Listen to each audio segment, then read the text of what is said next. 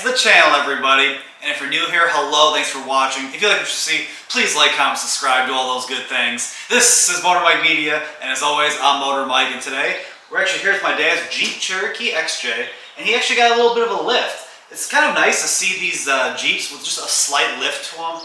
They kind of look stock, but you can tell they're slightly modified. Now, obviously, you can go to the extreme and make these rock crawlers and super high up in the air, but my dad's a little bit older, and he got this lift for a good reason.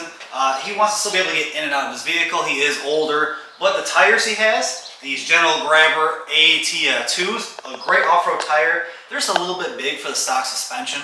Over big bumps, he would actually have the bump stop clang against the top here, which is never a good thing. So he got this nice little lift. You can see the little bit gap in the wheel well. It's a cool look, but now he doesn't have that problem with the tires anymore. So let's take a closer look.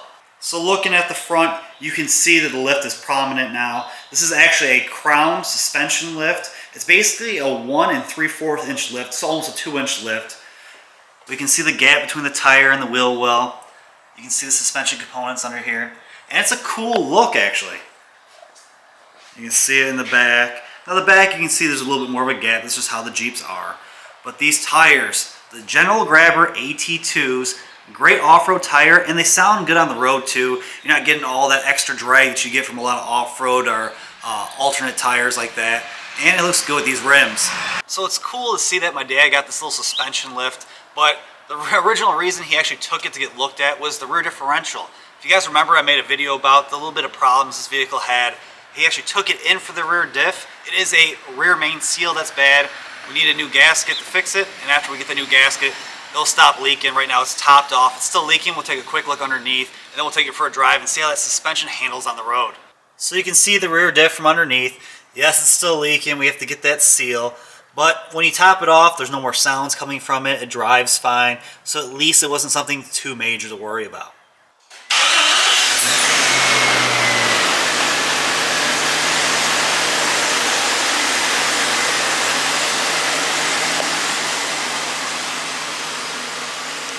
So driving the Jeep Cherokee XJ with a 1 3/4 inch lift, it's not bad. You honestly would get into this vehicle and not realize it's lifted or has different suspension components. Now this is just basically a lift on a vehicle, crown lift like I said.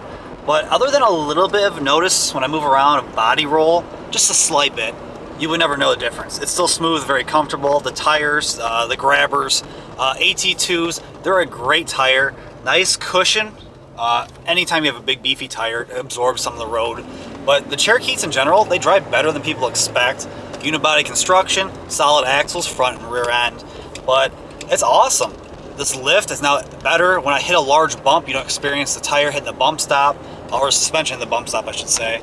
But it's nice. Now for me, the extra lift, it doesn't have a problem getting in and out of the vehicle. My dad said this is basically the highest he could go getting in and out, but it's awesome. I think it's a good job. It makes the appearance look a little bit better, and drive-wise, it's not making it worse. Now if you got a big lift and you did a lot of suspension components, that's when the ride can get a little rough. You can lose some of the smoothness of the vehicle. Obviously you'll gain that off-road capabilities at the cost of a little bit of the driving experience on road, but I'm very pleased with it. Alright, so that was a look at my dad's Jeep Cherokee XJ with a lift kit. This is basically almost a 2-inch lift kit, and it's great in my personal opinion. It makes the overall vehicle look a little bit better while not sacrificing any on-road capabilities. It's still nice and smooth, very capable, and still easy to get in and out of. He went in for the rear end and ended up getting a lift kit instead, but sometimes it just happens like that. I want to know what you guys think. What do you guys think of lift kits and Jeeps in general? What do you think of the XJ Jeeps in general?